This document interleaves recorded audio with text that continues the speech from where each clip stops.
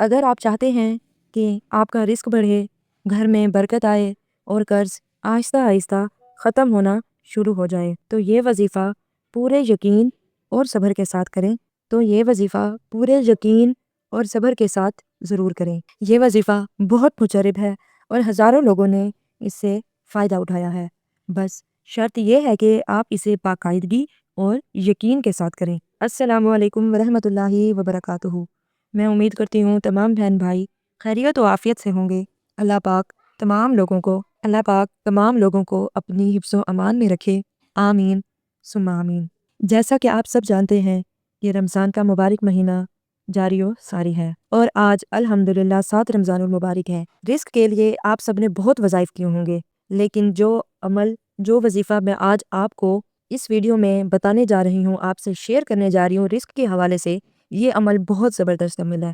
صرف ایک دن کا عمل ہے اور انشاءاللہ اس ایک دن کے عمل سے اللہ تعالیٰ کے بے شمار وسیلے پیدا ہوں گے۔ اب یہ عمل کون سا ہے، کیسے پڑھنا ہے، اس عمل کی مکمل تفصیل جاننے کے لیے اس ویڈیو کو اینڈ تک ضرور دیکھیں۔ چلتے ہیں ہم اپنے آج کے وظیفے کی طرف۔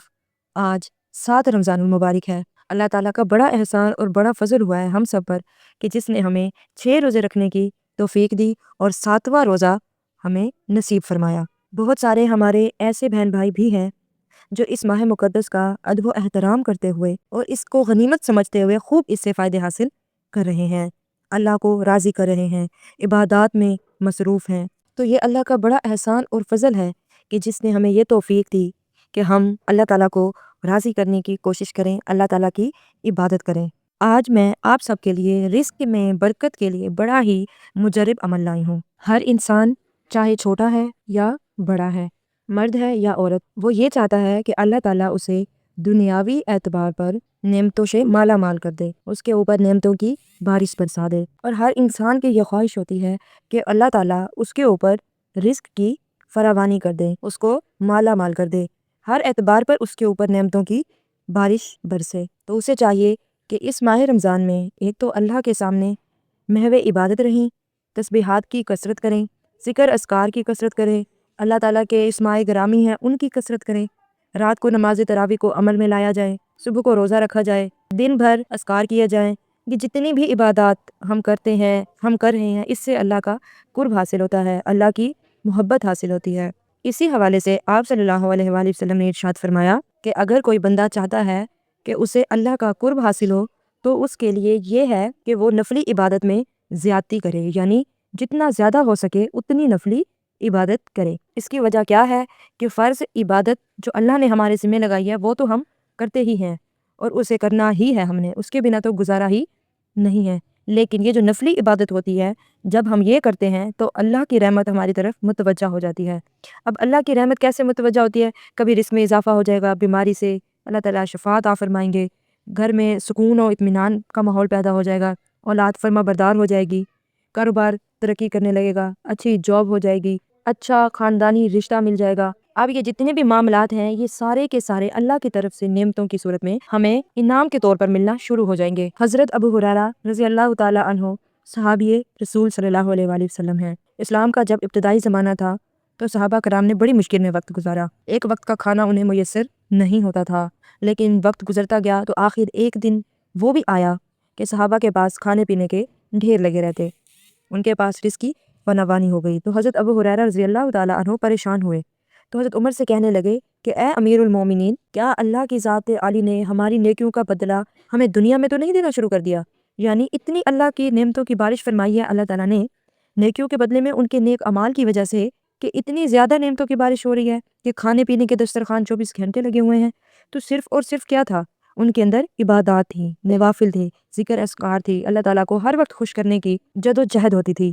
تو پھر اللہ انہیں کیسے خوش نہ کرتے، ان کے اوپر رزق کی فراوانی کیسے نہ کرتے؟ تو اس لیے یہ جو ماہ رمضان ہے، اس ماہ مقدس میں ہم نے زیادہ سے زیادہ عبادت کرنی ہے، اللہ تعالیٰ کی ذات سے زیادہ نعمتوں اور رزق کی صورت میں اللہ سے ہم نے مانگنا ہے، لینا ہے۔ تو آپ عبادت بھی کریں، ذکر اذکار بھی کریں، میرے بتائے ہوئے اس عمل کو بھی کریں، انشاءاللہ ان سے آپ کو بہت فائدہ حاصل ہوگا۔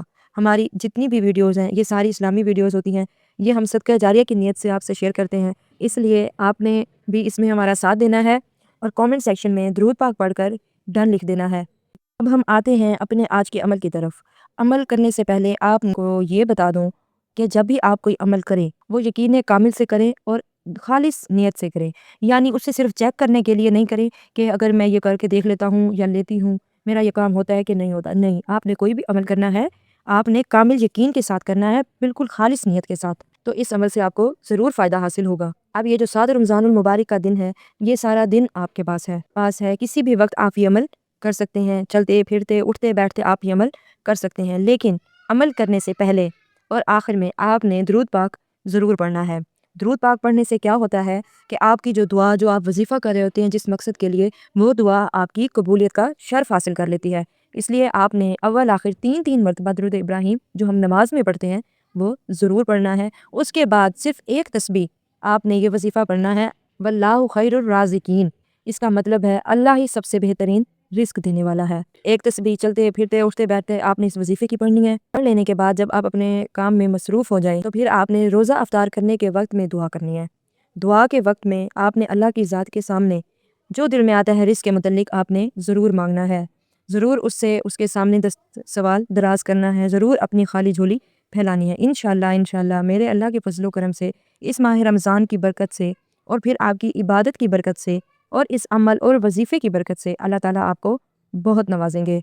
अगर आप अपने लिए दुआ करवाना चाहते हैं तो कमेंट सेक्शन में अपनी दुआ के साथ अपना नाम लिख दें। इंशाअल्लाह नेक्स्ट वीडियो में हम आपके लिए आपका नाम लेकर दुआ करेंगे।